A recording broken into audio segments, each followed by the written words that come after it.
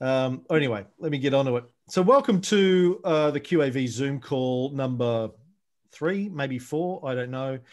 For future reference, this is being recorded on Tuesday, the 9th of February, 2021. Welcome to everybody. Welcome to Tony Kynaston. And I know that Andrew Flitman has joined us. I'd like to welcome Andrew. Andrew, at some point, we will invite Andrew to take the stage. Andrew has... Andrew is a business modeling professional who has developed his own version of the checklist, which has got some new features to it. He's made some improvements to Tony's Excel design, which I'll get him to walk quickly through at some stage. Sure. But thank you, Andrew. But before we get into that, does anyone want to kick off with a question for TK? Hey guys, Brent Sweeney here. I'm happy to kick off. Hey Brent. Hey, how are you going? Hello clubbies, how are you all? Hey, if I can get to a stock straight away, Mayfair Childcare released their results yesterday. They're on the watch list at the moment, but I've done a bit of charting and I think they might have hit the buy list. So, Tony, I was wondering if you could take us through the graph and your thoughts on the 3-point trend line. Yeah, sure. I haven't followed Mayfield for a while. I have owned it in the past, a couple of years ago. It's from memory, it's a New Zealand childcare operator, so like a chain of kindergartens. And from memory, it was a fairly smallish stock. I'll just check the average daily trade. Yeah, it's only like $15,000 or so. I'm just going to try and share this chart for you if I can. Great, thanks, man. Share screen, I think, does it. And I probably should have shut down everything, shouldn't I? Here we go. That looks like it. Okay, can we all see that? Yep, got it on my screen. Okay, I just need to somehow get rid of some of these. Here we go, got it. Yeah, so looks like it's coming out of the COVID cough pretty well. And the high points obviously there are the $1.27 back in February 17. Next high point's going to be there, January 2020. And I don't think it's quite got to its next high point. You probably can't see this, but I'm just putting a ruler across those, and it's still a little bit below breaking out through that uptrend, but it's pretty close. Looks like it's going to be just maybe 99 cents or $1, something like that. But to get a more accurate view of that, I'd use the 3-point trend calculator spreadsheet, which would give you a better number than just putting a ruler on it. Mm-hmm. Yeah, I thought it was pretty close. I probably looked at it and did a bit of a fudge and just followed that general trend down and probably chose that high point, about a year before. I can't see what month that would be. So one of the good things about Stock Doctor, you can see on the screen now that it draws a vertical and horizontal line. So straight away I can see that February 17 was the first highest point. Yeah. Yeah. And then if I go down to January 2020, actually you're right, there's one that's above that a little bit, which would be around February 19. But if we use that one, and we can, we're going to cross, that trend line's going to come down and cross around here somewhere. And it would have been a buy around, say, October 19, but then straight away it probably would have been a sell, because the low point prior to the COVID cough was here, second low point was there, and then it was going to be a sell when it crossed to there. So that's why I was using that point there as the second point in my graph, because it then gives us a buy line, which is after the COVID cough. Yep, makes sense.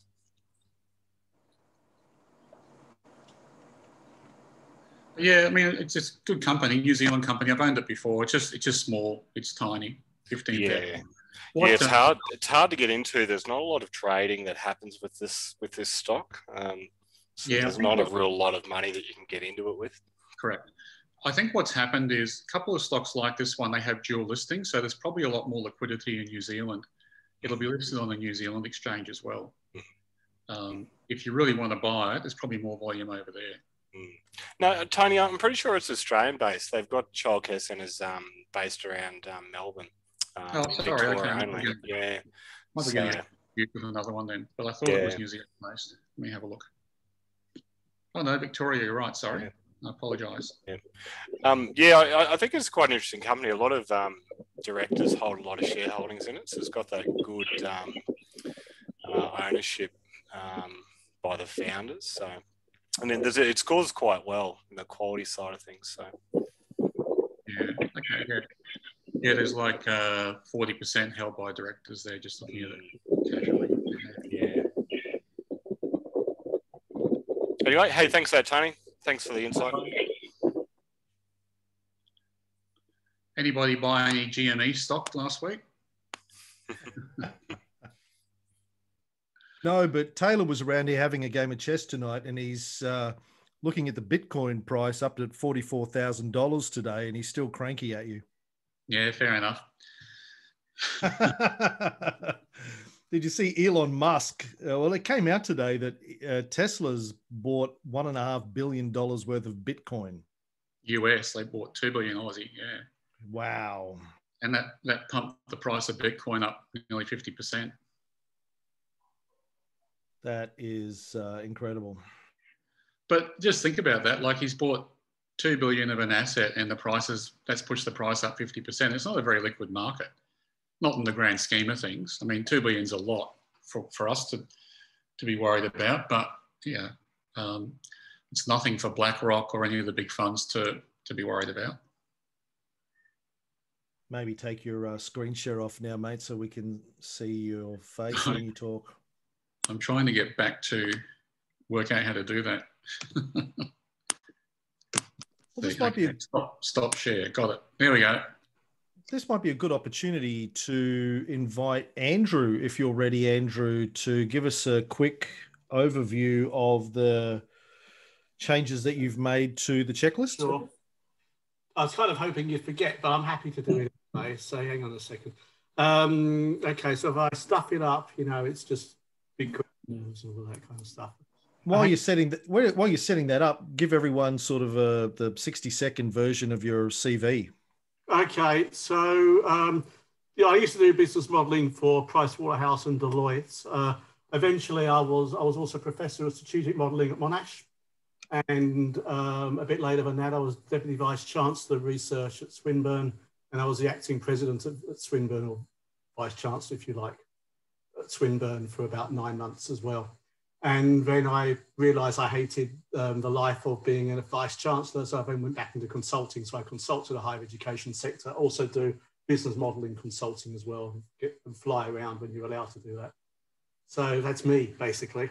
So a nerd, okay? Let me just see if I can share this. Okay, can you see my screen? Yep, I can. I can. Everyone can? So what I stumbled across Tony's model, and the way I learn things is by trying to recreate them. So rather than just use Tony's model, I thought I'd try and work out how it was built. And sort of while I was doing it, I realized Tony did what a lot of people do who've been doing spreadsheets for years, that he wasn't using sort of a latest idea or not even that late really, but using the tables functionality in Excel. Mm-hmm. Very old school. Oh yeah, and that's what a lot of people do. If they've been developing spreadsheets for years, they use VLOOKUPs and all sorts of things, which work, but they're clumsy, and the problem is they're prone to mistakes.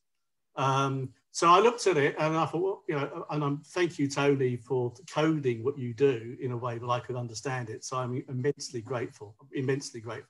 So I looked at it and I thought, well, I reckon I could do this you know, in a way that saved time when you're using it, would mean you'd make less mistakes and would actually be more flexible. That's what I thought you could do by redesigning the model. So, so what I've basically done, I'll give you an example. So I hope I don't bore you to tears over the next few minutes. But what I basically did was, as I said, I used the table functionality. And now if you use a table functionality, the tables are easier to sort, they're more extendable, the formulae are more readable, so you can work out what's happening much better. There's no need to freeze frames. So you can see this, for example, you can see there's a table here. If you scroll down, you see what happens is the ABC actually gets replaced by the names of the columns, right? Which is kind of neat. It means you don't have to do your freeze frame stuff. You can also do another cute little thing, not saying it's particularly important. You can play around very easily with the formatting. Okay, so yeah. So basic little things, but the fact is they're extendable and more flexible and so on. I've also separated the inputs from the logic and the outputs. So I used to do a lot of business modeling. Actually, one thing I didn't say from my CV, on my team, I led one Business Modeler of the Year. It was about 1988 when we were the only people in the world doing it. So it wasn't such a big deal, right? But we developed these models that were used in the privatisation of the UK electricity industry and were subsequently used to set the price of electricity in the UK and so forth. And we developed a methodology. They were very, very complicated models. And in the end, the government had to follow our model rather than their own model because their model was so complicated that it was too obtuse, whereas ours, you could see what was happening. And what it actually meant, by the way, was that the government used our model, which meant that the electricity price went up much more than the government wanted. And my friends are complaining for years about the price of electricity, and I couldn't sort of confess to them it was my fault. Anyway. So the part of the methodology is you separate the logic from the input and the outputs. Tony's model kind of does that a little bit because you've got the manual input, but you've still got the input from the stock doctor, and then you have all the formulae to the right-hand side. I've actually got this model set up a bit differently. So I've got the stock doctor data. I've actually got another table that is another simple filter that just lists all the ASX codes, which I use in the manual table. And then the manual data, which is very similar to Tony's. But then you've got the intermediate calculations and then the outputs separated. Okay, and I mean, it's not just a cosmetic thing.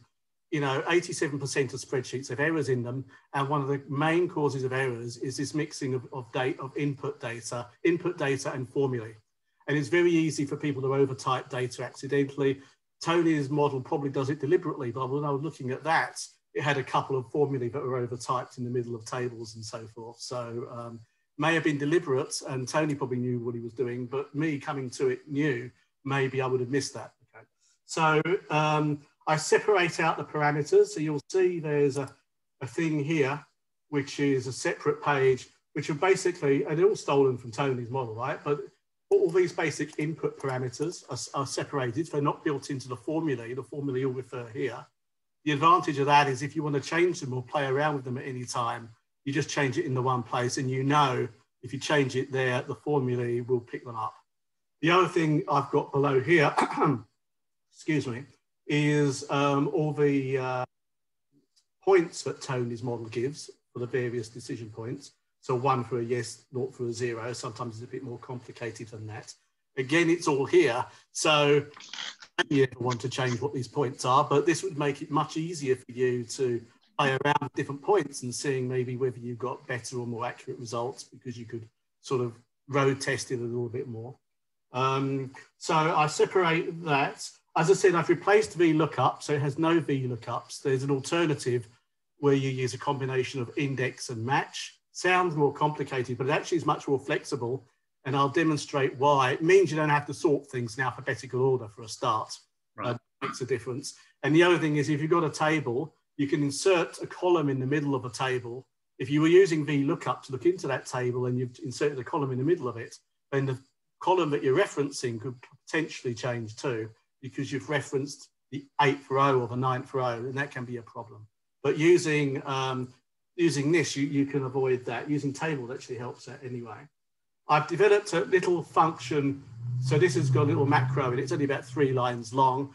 that facilitates the connection between the inputs and the outputs. It was incredibly trivial to do, so I don't want to make out that I'm some kind of genius for doing it, but it's probably the biggest innovation in this model, in that there's a little function, and I'll show it to you, that connects all three things together. The other thing I did, if you look at what I actually did, so Tony has a, so where are we? Tony has a thing where he has a score threshold of 0.1. And I get that, and I haven't actually changed the importance of a 0.1. But me being a mathematician and a statistician, my PhD was in stats, the best contraceptive you can come up with, really. But anyway, by having the magic number in stats is 1, right? So perfect correlation is 1. At various times, the number, and 1 is more intuitive. So what I decided to do was rescale the QAV score to be out of 1. And of course, you just multiply it by 10, right? It's easy. But what this actually does is actually, again, allows me to change the figure here. And yet, when you're doing all the analysis, it's always going to be 1 because it's 1 relative to whatever the figure was. And you'll see how that gets used in a bit.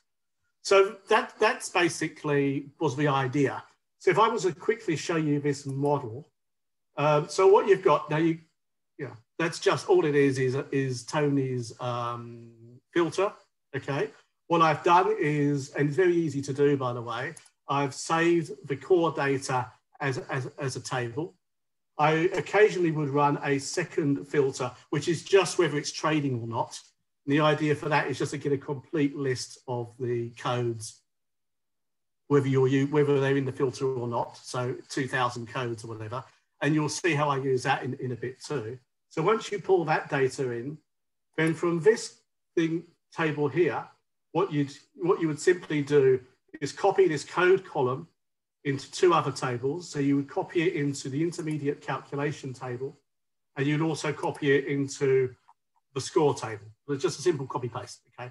Because tables are automatically expandable, it will, unlike a Excel range where the range is fixed, if you add rows or add columns, the table automatically expands to fit, okay? Which actually is quite useful when you're actually doing the analysis. But just imagine that using this model, if you're using this model for the first time and it has got my data in it, and look, I'm still on the trial period, right? So I've only been doing this for about a week. So if you see any errors in what I've said was a free trend point line or whatever you called it, just don't tell me, okay? Because I've done my best.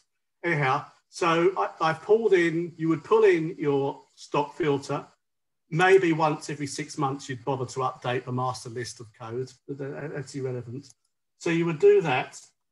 You would then go, you go to your QAV score. Remember, these are multiplied by a factor of 10, basically, from what Tony's are, because I've got the cutoff being 1, so it looked different. And the model obviously automatically calculates all of these. Now, what you would do, obviously, this sort of demonstrates, so so you can sort that very quickly. So the way I was imagining you would use the model, assuming that none of this qualified data was input the first time, audit was done the first time, you would sort on that. You would then, obviously, you'd be wanting to look at uptrends only, I guess. Okay, so it does that. I've added a couple of these columns because I find them useful. You may not find them useful. You would then go, okay, so we've got that in order. And basically is we want to fill in the manual data for these codes. Now, at the moment, as you see, it goes all the way down below 1. So again, what you can do is, well, the first thing I would want to say is at the moment, as you imagine, I hadn't typed in all the manual data I have, but imagine it was still blank. You'd want to really look at more than going just down to Tony's 0.1. You'd want to go down a bit below that, because obviously once you've added in some of the data, some of the things that are currently below it might actually end up above 0.1, right? So the way I would run this model, I change that to say 0. So rather than 0.1, oh, sorry, I just 0.08, okay. So it automatically scales it to 1. Now, if I go back to that score thing, sorry, as well as being able to sort, what you can actually also do is do a filter. So I only want ones that are greater than or equal to 1. Okay, so hopefully now, it won't be the, yeah, it just stops below 1. Okay. So what I then would go to is the manual data table. Again, sort largest to smallest. Now, you'll see here this visible column. That's the thing I've written, basically. And that column is true if it is visible in that sort I just did. So if I now did visible true, okay, this list here, going down to ACF, that is in exactly the same order as the sorts, right? As Tony's sorted by QAV score. So you can imagine if you were using this the first time, all of these fields would be blank, basically. The visible you've set to true, so they're the same things in the same order as in Tony's, so it's kind of giving you a priority order. You can imagine, and Tony may be able to correct the process wrong. What I imagine you would then do, so assuming this is all blank, what I would then be doing, if this was the first time I was using this, is you would check whether the audit's qualified, because that's a knockout if it's not, right? If it is, or I should say, you would confirm the sentiment. And while you're looking at the graph, you'd probably look at whether there was a 3 point, a new 3 point upturn as well. That's what I was imagining you doing. So imagine you're doing that. Now, the other thing I did, by the way, was I added 3 date fields. They're not actually used by the formulae or anything, but they're just for future reference. So when you do this in the future and it comes up in this table, you'll see that the last time you checked the data, the audit was the 1st of Feb. And then you can decide whether you want to do it again. You'll know the last time you did the date, the graph, and so on. You'll see here, there's a few I didn't actually fill in before. So that would be stage 1, okay? So you've done that. You then would go back into the QAV score, sorry. Where are we? Scroll up, just so you can see it all there. At this point, what we want, obviously, you would sort, you don't want any that have had a, get this the right way around. It's negative's good, isn't it? So you would then sort it, you would then filter again on the qualified audit, okay? You still have got that. You would have this data, you would also have, you'd only want it, well, maybe, if the 3 point trend line is confirmed. So again, I would just run that again. So you could see as this was it changed a bit. The bottom one wasn't Coventry Group. You may have remembered it was some company beginning of A. You would then go back into manual data. So you can see in this visible column, some of these are now false because they are no longer visible. So you would simply run that again. And then you've got your new sort of shortened list, right? The one, so you've got the list in your manual input data for where you want to fill in the other data, basically, because you've only got the ones listed here that don't have a qualified audit and that the sentiment's confirmed. I'm assuming that's what you want to do. You'd then go in, you would fill in the financial metrics information, you know, whether it's a record low, 6, whatever's, the consistently incrementing equity. So you then input that data, okay? So you've now input all your manual data. Ignore the columns at the end, they're my own, don't worry about those 2 columns at the end. So what you would then do is you say, okay, now I've got all my data, I've now input it.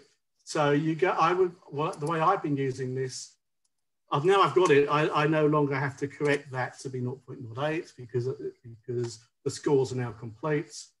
I would go into the QAV score. Okay, so I'm just trying to think what else I'd do. You might just check that it's still sorted by just going in there, sort largest to smallest. Almost certainly hasn't made any difference, I have to say, but just in case something I've just done just now, I've done that. So you would make sure that's right. What you might also do, it's up to you, it's completely flexible. I was thinking, you know, Tony talks about you only want things with reasonable liquidity. So for example, you could again filter greater than or equal to, I don't know, 65,000. Okay, so again, it's reduced that for you. You might only want, you know, this is a Lincoln indicator thing. You might only want the strong one. It's up to you. I'm just making up things. So it's created an even shorter list for me. And then what I would do, you You could do that. You could do the visible again, and it reduces that. And then so this is your real short list, right? Where me personally, I've only wanted things that are have a strong financial health rating. I only wanted things greater than $65,000 in sales a day or whatever, in trades a day. And then you could go through and you could decide what you want to buy or sell. I added a column. I created a watch column here, and whether I'd bought a full load or these numbers are dummy, I should say. All the manual input though is in the manual data table, right? If you were to look at that QAV score, you'll see some of the same things, but these are actually formulae taken from there. You've got to have a discipline. You only input, you do not input data where they're on a formula page. Okay, it's not only for this spreadsheet, any spreadsheet you develop, honestly, that can save your life. That sort of thing can save your life. It has it in many occasions for me. So just to give you just a couple more demos, it's kind of just an easier way to manipulate data. You can just remove, okay. So you can remove filters. If I wanted to reset filters, you could just go in there, data, filter clear, and it just clears it all back to square one. If you want to add in a column, I'm making it, what should I call it? Say location. So if you want to add a column to the end, you just type it in and it's now part of, you can see it's now part of that. A cleverer thing though, just to explain to you, if I go into say manual data, excuse me, let me suppose you wanted to add in something, another sort of knockout thing. So let me just clear the filters first, if you don't mind. I'll just set visible, select all. So now they're all true because they're all visible in the other thing. So if I wanted to add in a column, let's suppose I wanted to add in a column. So because of the technology I've done, I can add in a column anywhere and know I'm not screwing up any of the calculations. So what you could do there, for example, I don't know, ethical, question mark. Okay, and then let me just do a cheat here. I know that all the things I've typed data in, I've got a date, so I've just filtered those out. So maybe, I'll just it's always dangerous to demonstrate things like this sort of on the fly, but you just imagine I'd gone there and I decided I only wanted, because of who I am, I only want to do ethical investments. So,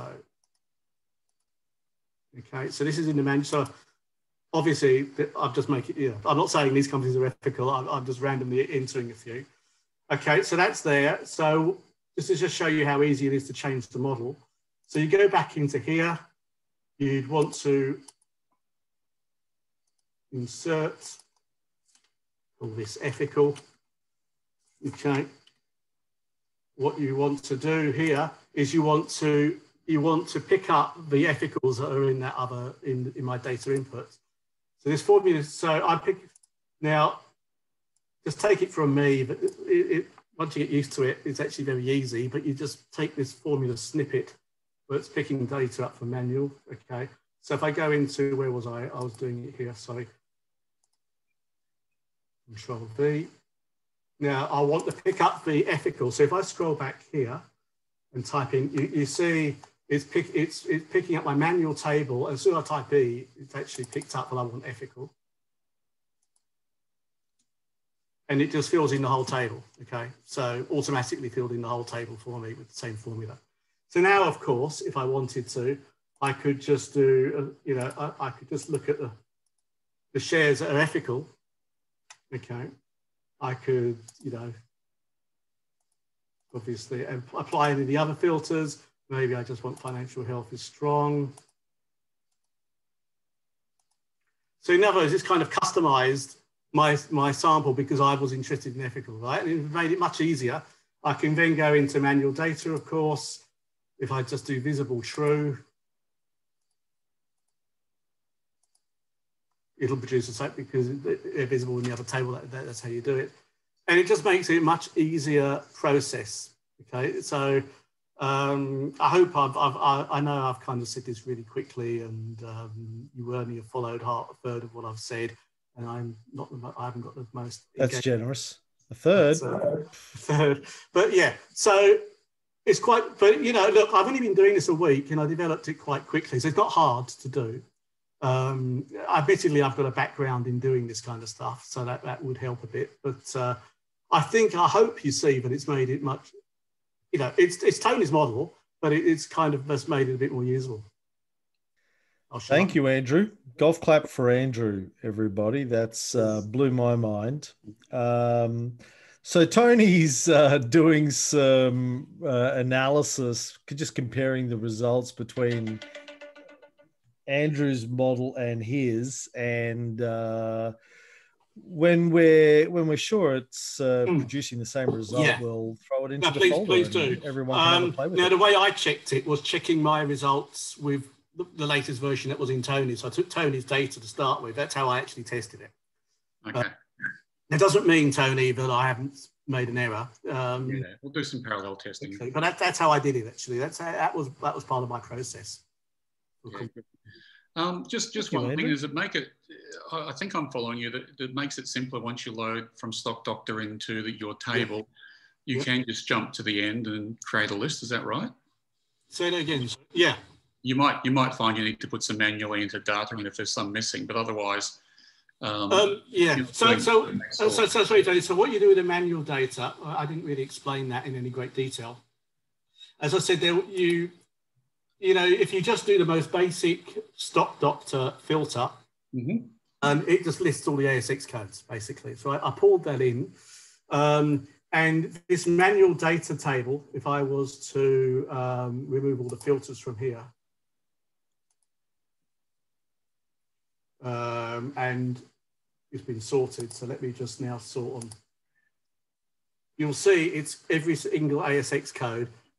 And the way I did this was I picked up a list of ASX codes from an external source before I twigged that I could use Stock Doctor. So some of them actually no longer exist. But the way I've developed the model is that doesn't matter because they just get added to the bottom of the manual data table.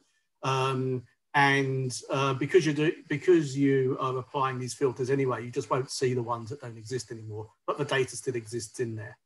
So when you rerun an analysis, and this was Cameron's question the other day, all your old analysis stays in the model because all it's doing is adding rows to the bottom of this sort of master table here, and everything you've entered previously that exists. Because Cameron mentioned that his initial comment when I ran through it the first time, so I sent him a new version at the weekend. That was the idea. Okay, well, thanks for that, Andrew. It's all right. We'll do Thank you, Andrew. Some testing and put it out. Yeah, what we'll probably do when we put it out is Andrew and Tony and I'll get together and shoot maybe a more detailed step-by-step instructional video that we can post up for everyone to walk through. Yeah. I mean, look, clearly you would not pick up how to do it from my quick demo there, but it takes a bit more than that. But honestly, it is quite easy to maintain because of the structure. I've designed it to be easy to maintain. That's great. Thank you, Andrew. Thank you. No problem. All right, let's move on to more questions. Anyone got a question for TK? How can we follow after that, Cam? Come on, Carissa, something about horses. You ride horses backwards. Come on, you can do anything. Question I do have, FMG cell line. So you mentioned a few weeks ago the cell line. I think I had the 3-point cell at around the $21. I could be a little bit biased based on my buy-in point, but just wanted to run through that just to sort of see where I was going wrong, if we could please. Sure. Fortescue. Let me share my screen again if I can. Thank you. Fortescue. Where is it now? Gosh, there's so much there. Where am I? Hold on. I just need to get into Safari.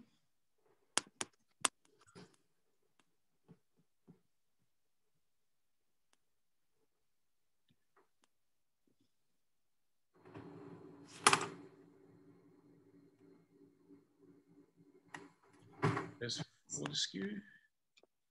Share. Okay, I just got to bear with me while I rearrange Zoom because I've got lots of faces over my screen at the moment. Okay, so can we all see that screen? Yep. Yeah, good. Okay, so again, we're looking for the lowest point, which is way down here, and it will scroll off next month. So that's February 2016. If I let the horizontal line go up in Stock Doctor, it's going to touch again over here.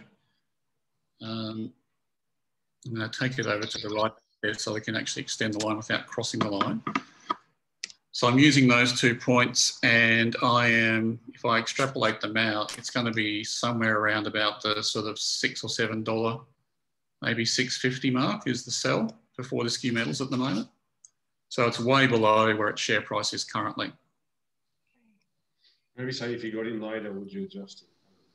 Well, you're on speaker. So Clinton's question is, if you got in later, would you adjust it up? So I think I've been taking it sort of from that midpoint. I can't see what month it was, but about there. Yeah, I was taking it from there and 3-pointing it up, and very, very conservative. I ended up at 21. Less conservative, I think I ended up around the sort of 16-ish mark. Yeah, I think if you take that point there and that point there, it's going to be, yeah, around 15 or so, I would think. Let me just have a quick look. Just running a ruler over those two lines. Probably just a little bit, yeah, around $15 if you take that point there and that point there. Look, it's up to you, really. It's you can take a shorter period. You can hug the more recent trend, which is something we've talked about before. But at the moment, the 5-year trend line is much lower than that. It's around sort of $6, between 6 and 7.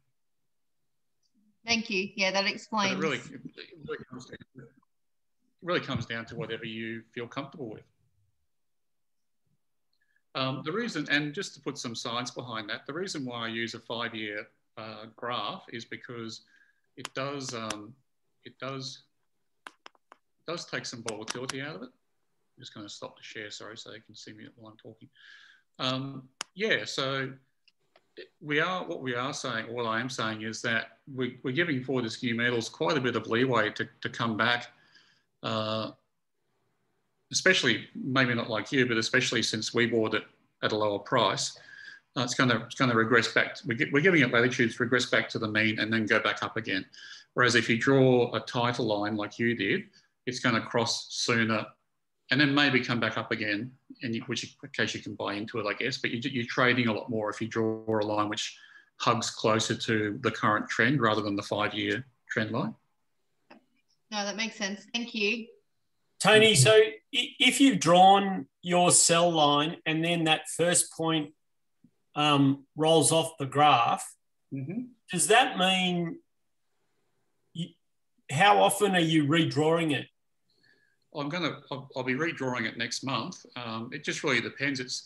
It's a fairly unusual circumstance that the lowest point is the last month in the series. Yeah, that doesn't occur very often, but it will happen at some stage during the 5-year cycle.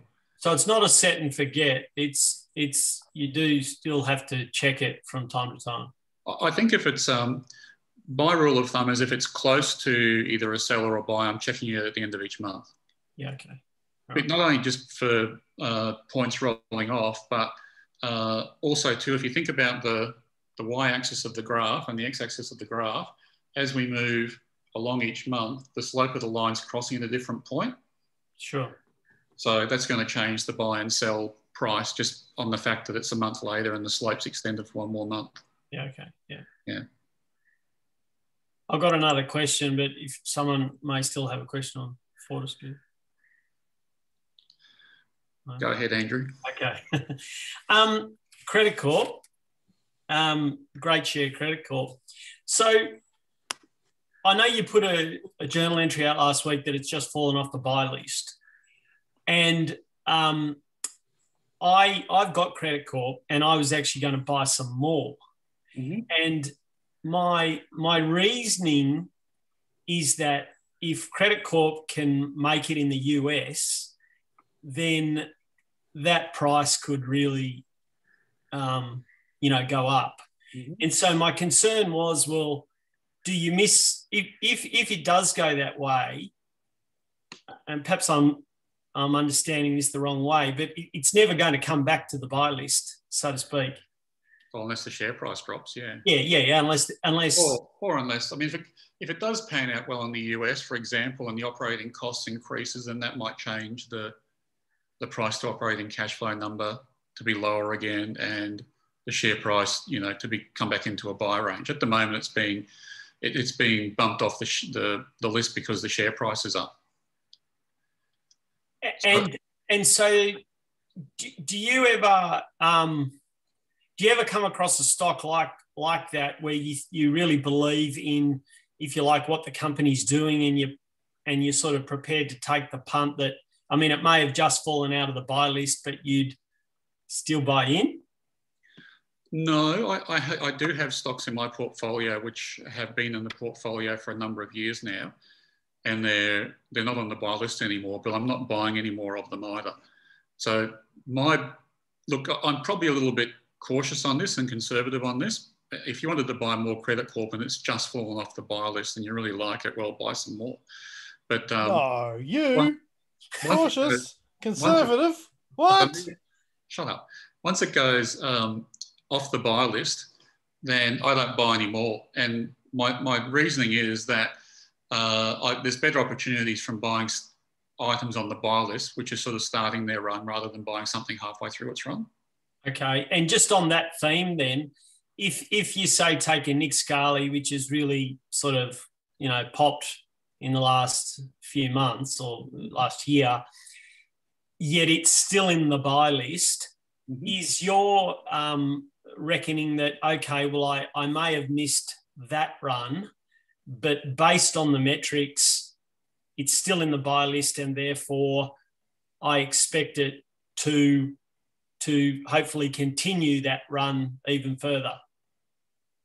Yeah, I think we mentioned it in a recent show. There's been a number of stocks in the last month or so, CommBank, JB Hi-Fi, Nick Scali, they're all good quality companies. Yeah. They're coming onto our buy list now. They're probably partly because they're breaking through their buy lines after COVID. So we've missed the start of the run, which started back in sort of April. But they're now getting back into, very, very confident buying levels past their buy lines.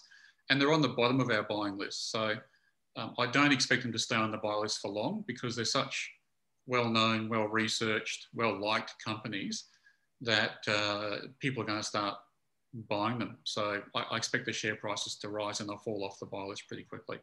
Yeah, right. Which makes me think, in certain circumstances, do we buy from the bottom of the buy list while we have the chance? Yeah, because you're getting such sort of quality companies that have fallen into that. Yeah, it's probably, once, or I'm going to say once in a cycle. So maybe once every 7 years, you get the chance to buy CommBank and JB Hi-Fi on the buy list. They're usually trading at much higher PEs, and you just can't get them if you apply the QAV filter to them. Yeah, that makes sense. Yeah.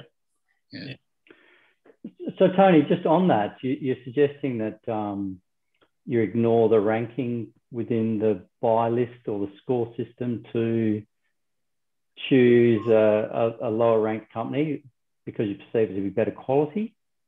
Look, I'm thinking about it. I haven't done that at the moment because I don't have any money to buy. I'm fully invested. What I'm saying is that you don't get opportunities like this very often. I don't think we'll see CommBank back on the buy list for a long time. So if you're of the mind that you want to buy blue chip companies that you know about, just from walking down the street because you shop at JB Hi-Fi or you bank at CommBank or you bought furniture from Nick Scali, this will be your opportunity to buy them, but it won't last. I still think we're better off buying from the top down. But what I'm saying is, if you want good quality stocks that a conservative investor might buy because they're solid, then this is your time to buy them. That makes sense. And look, some people think that way because the top of our list is Virgin UK, which is a bank in the UK. We're kind of blind to it.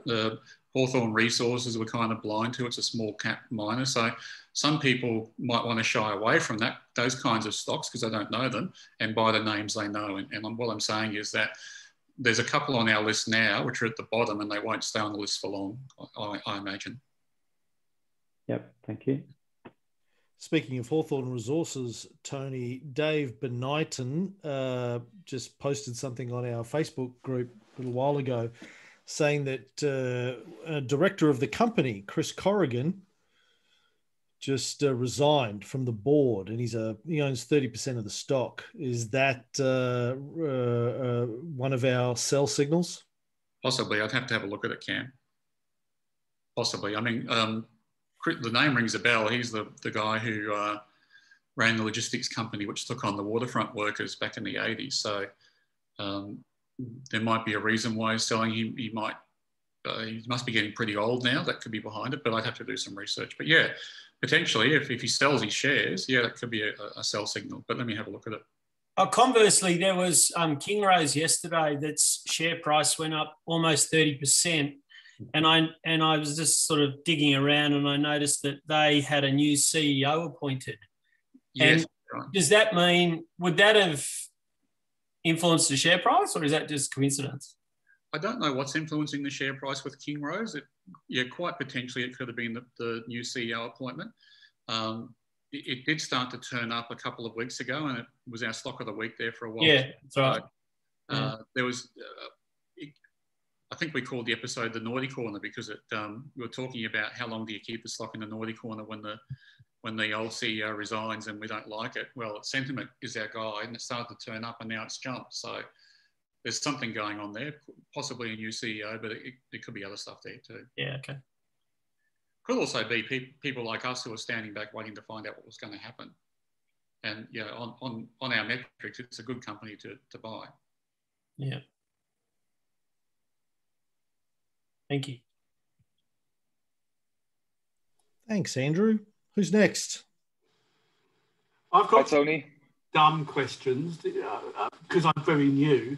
If you've got a really steeply rising sell line, right, if it just happens to be really steeply rising, that means there's a fair chance you'll be stopped out very quickly. Correct. Is that an issue? Yes, that's right. It's been an issue for us since COVID because the recovery's been so quick that the lines are often going up like this. Yeah. And the low point was COVID, and the next low point was the start of the recovery. So the shares are tracking the sell lines, and sometimes they're going across, then coming back into a buy. Yeah. So we're kind of zigzagging our way up, which is the reverse of a falling knife. Yeah. Yeah. It is an issue, but it's just something we have to live with. It's an issue.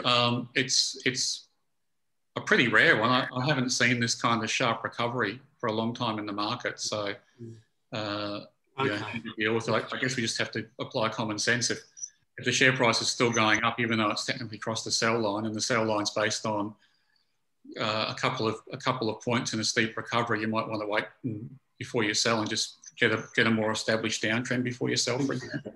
And how often do you run the filters?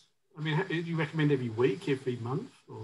You mean the Stock Doctor download? Not the filter, the primary filter. Yeah, well, I tend to do it frequently during company reporting season, and we're in company reporting season now.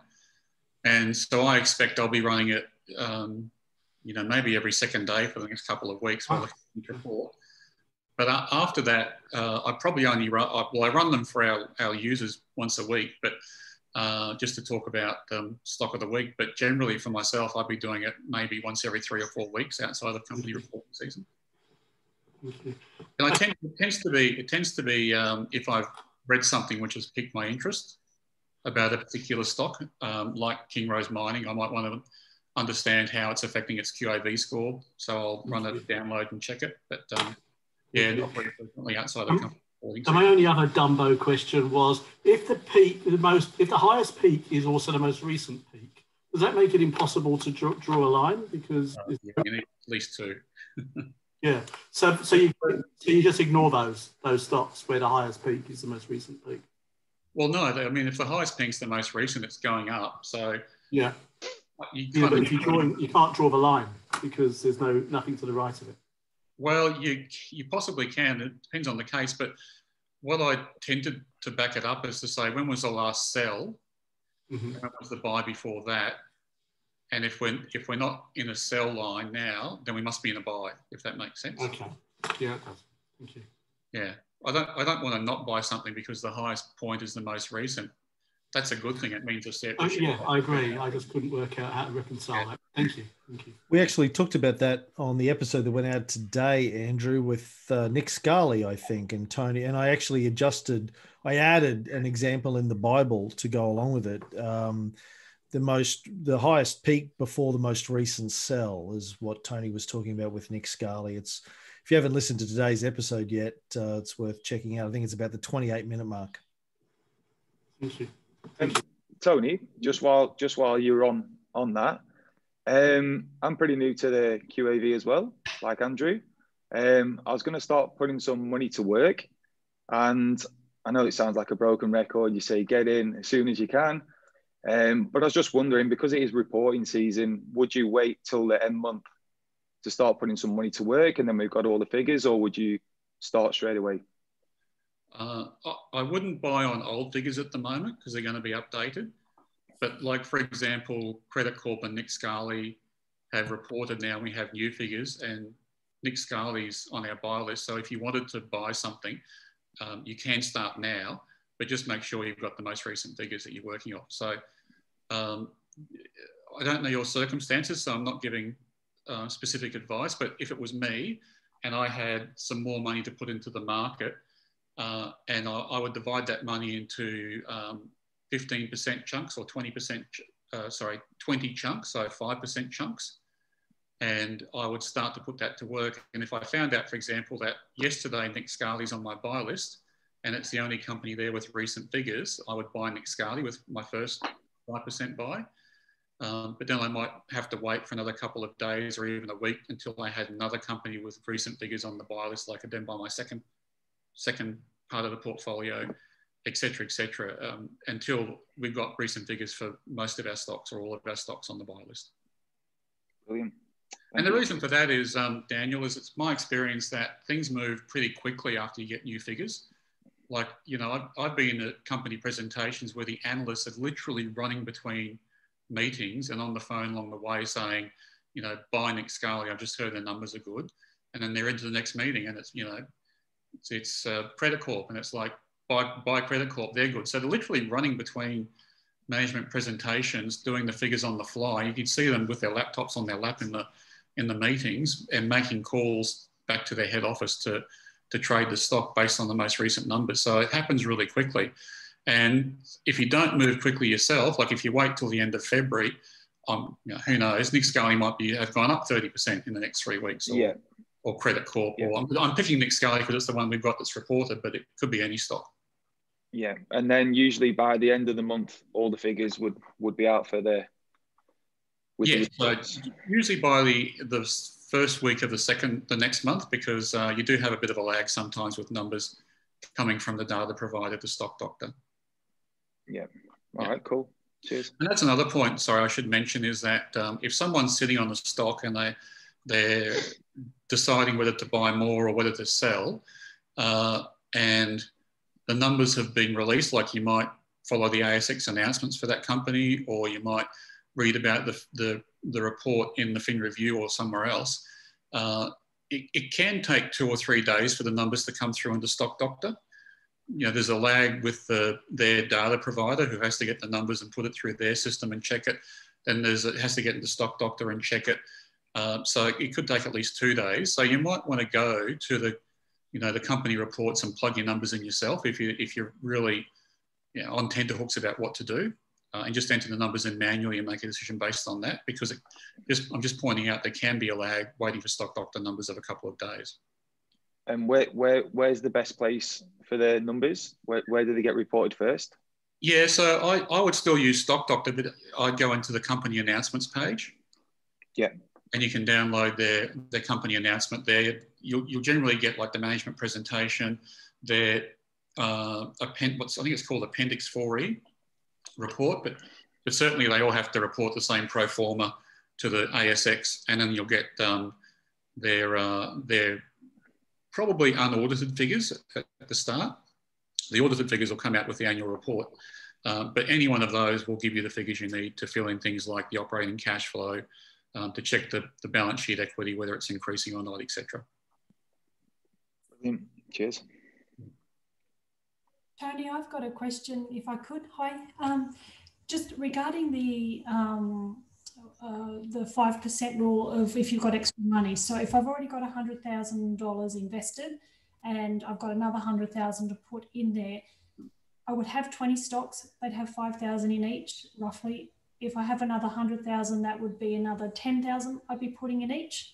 So if one of the top stocks to invest in, instead of it already only having 5,000, if that had grown and was now 15 or 20,000, would you still be putting another 10 in there, or would you move to the next one on the list? Yeah, generally, if I already have a position in a stock and it's a full position, I won't buy any more. The only time I do is if it's the only stock available at the moment, which occurred to us, I think, at some stage last year when we bought, in our dummy portfolio, we bought extra Fortescue metals because it was there was not much else on the buy list to buy at that stage. Yeah, so it's a tricky one, but to use your example, if you've got 100,000 already invested and you've got 20 stocks at 5,000 each, and you have another 100,000 to invest, say a year later or during this reporting period or whatever, you still want to have 20 stocks, but you've got 200,000, so you want $10,000 positions. So basically you're buying potentially 10 new positions. So you might wind up with 30 stocks, or you might, as you say, double buy some, so you have slightly less than that. But over time, you'll trade away some of those, so it'll come back more towards a 20 stock portfolio. So the 20 stock rule isn't hard and fast.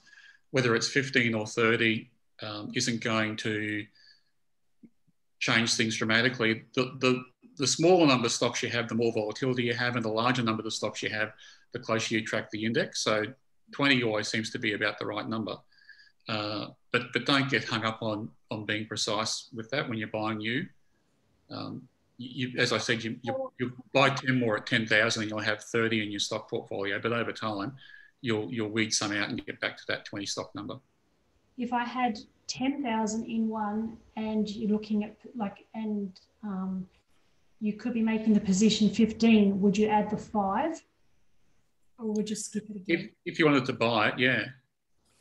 Yeah, so if you were looking at parcels of 10,000 with your second $100,000, but you already had a share that had gone up from 5,000 to 10, you'd be happy to buy a parcel of 5,000 to bring it to 15 and then put the rest of the money into another stock. Yeah, so again, if you already own it, and particularly if it's gone up, I'd think very carefully about buying more. I'd probably go to the next stock on the list, on the buy list. Yeah. Yep. That's what I do anyway. I don't because and the reason for that is over a number of reporting seasons, if say for example, I'm just using an example, Fortescue Metals tops our list, and I always buy from the top down, even though I already hold it. You know, after 2 years, Fortescue Metals could make up 40% of the portfolio plus whatever it's grown by. So your portfolio can become very, very concentrated in the one stock. So I tend to, if I already own it, I'll go down to the next one on the list and buy that. And that would be a new $10,000 position in my portfolio. Okay. I do have another question, if that's all right. I wonder, you've mentioned before that you've invested both in super, in your personal names, and also in a private company name. So for me, we run a business, so we have money that's invested through our private company, and I don't really have anything in our own personal names. I wondered whether you've done any regression testing, because I haven't decided yet how much selling you would do in a year of stocks to know whether it was better to have it in your personal name so that you could get the tax advantage of holding it for more than 12 months, or with the company rates for personal companies down so low, whether it's better that way. Thoughts? It's a good question, and I don't know your circumstances, but it's you know, so company tax rates have been lowered from 30 to 28%, but that doesn't count for companies which are solely investing in shares on the share market. You've got to be what I think the term is an actively managed company or something like that. But basically, the tax office discriminates between passive investments and companies run as businesses, operating businesses. And the operating business companies, like the coffee shop, they get 28%. But if you only hold shares in the company, you're still paying 30%. But be that as it may, if you're on the top personal rate of tax, you're going to be paying capital gains tax in the first year at half your top marginal rate, which is going to be around 24%. So, and it's halved in your personal names. It's halved if you hold the shares for more than a year. So it comes down. It comes down to 24%, doesn't it? Yeah, that's right. Yeah. Thank you. I know we have an accountant listening to you, so I've got to be careful. It comes down to 24%, so that's marginally better than being in the company, and you don't get that halving of the CGT in a company. So it swings and roundabouts, and I don't want to give personal advice, and it depends on your top marginal rate. There's two other methods of doing it. You could look at a superannuation fund, which has the lowest tax rates. That which is the pro. The con of putting it in a self-managed superannuation fund is it's tied up until you retire. So if you need to withdraw money for whatever reason, you can't do that. And the third option is to look at a family trust, in which case you can direct the capital gains to the lowest paying member of the family in the household. And just be careful you don't do it to children under 18 because they attract penalty tax interest. So I don't know your circumstances. I don't want to give financial advice, but you need to just consider all the four options, and then how it works out best for you. Yeah. In terms of how much we turn over in the portfolio, I would expect in an average sort of year to turn over about half the portfolio. Okay. During the year, if that helps. Yeah, that does. Thank you. Okay. Tony, on that CGT question, something that plays on my mind, again, is everything's a big battle with the emotions, isn't it? With this game, it is.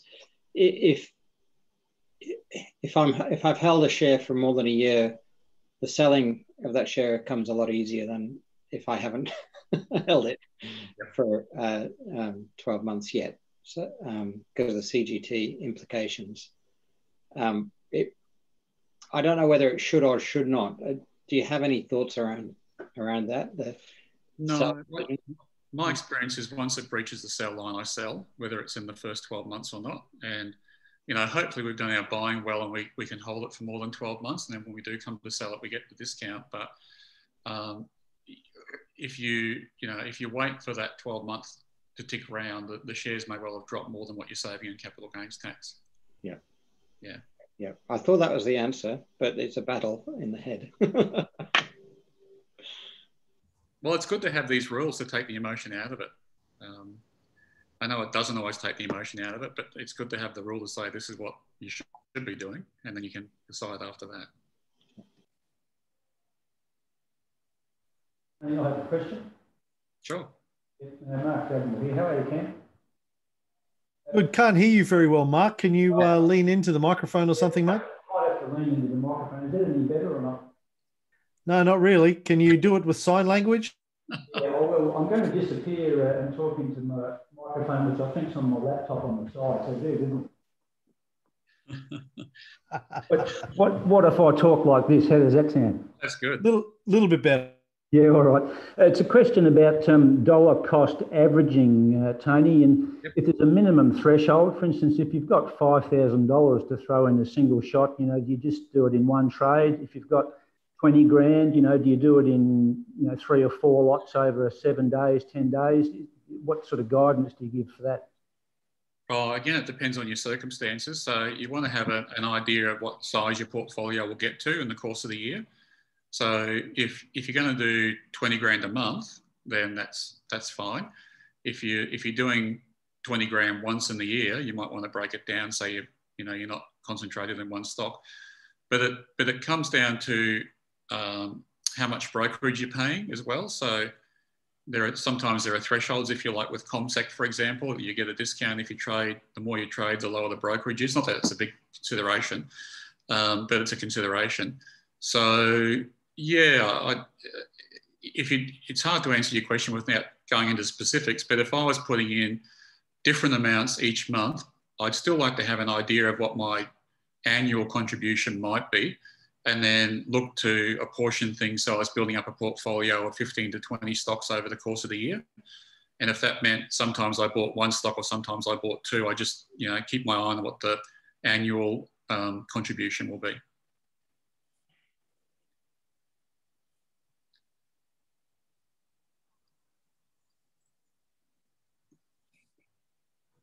You still there, Mark? Did that make sense? That makes sense, thanks. Okay, good. Yeah, you're very dark there too, Mark. I need to put the lights on. All right. Anyone else? Yes, I just had a question about dual listed companies. We've got, for example, VUK, they actively trade in the UK. So their time zone is different to us. So they get announcements potentially 12 hours early. How does fluctuations in price work? Do they tend to track each other in the 12-hour difference, do you find? I can't comment on Virgin UK because I'm not that familiar with how it's arbitrage, but the big companies like the dual listed like BHP and Rio, yeah, there are brokers who stay up all night and trade the arbitrage. So they're watching the British market. If something happens and the share price moves up or down on the London Stock Exchange, then they'll quickly put some orders into the Australian market open to try and eke out a few cents on the price, and they make a healthy living out of it. So I imagine that's happening with the UK as well, but I'm not familiar with that one as much as the big ones like BHP and Rio. Yep, thank you. Yeah.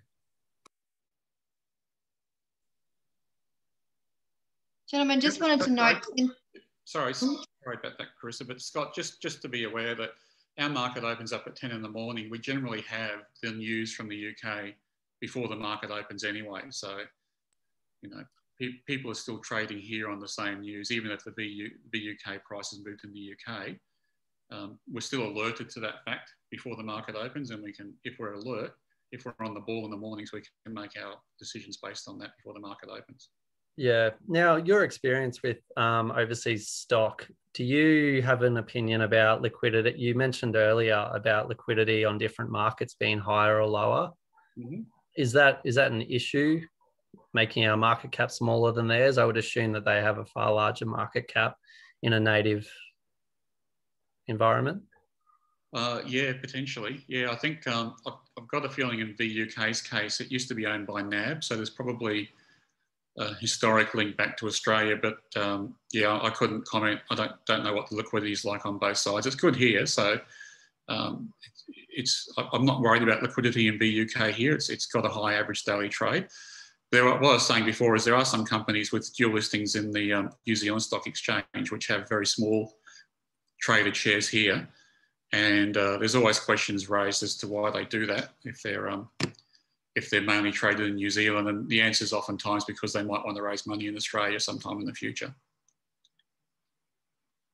Yeah, sorry, Carissa. Oh, no worries. I was just going to say Clinton has listened, I think, to the latest episode. Marketindex.com has commodity prices that's up to date as of the date. So I think Index Monday must have been a discussion around it being a little bit delayed with data, but marketindex.com seems to be pretty up to date. Okay, thank you for that. I'll check it out.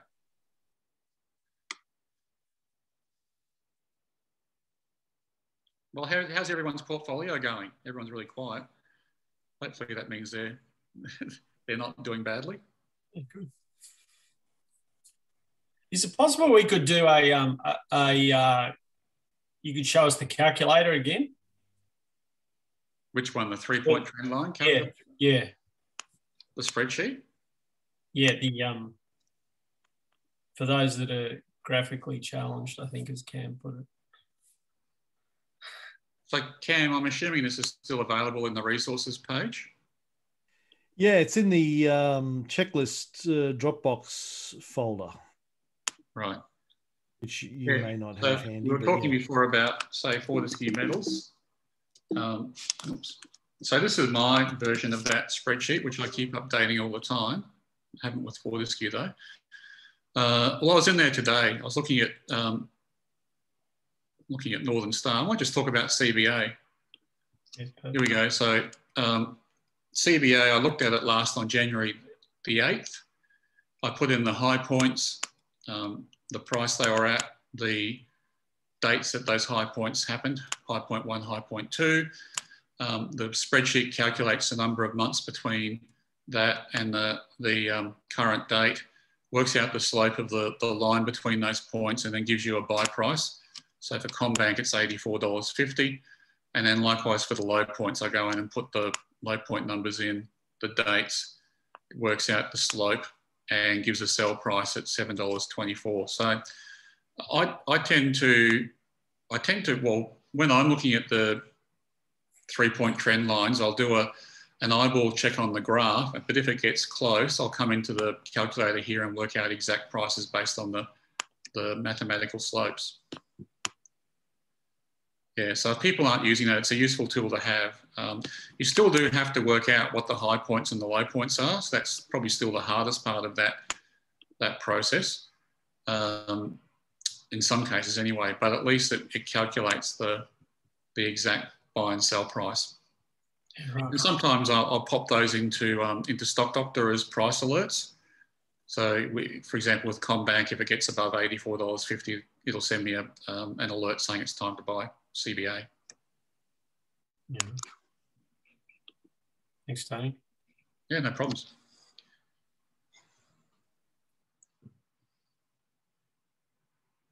All right. Well, if that's it, Tony needs his beauty sleep.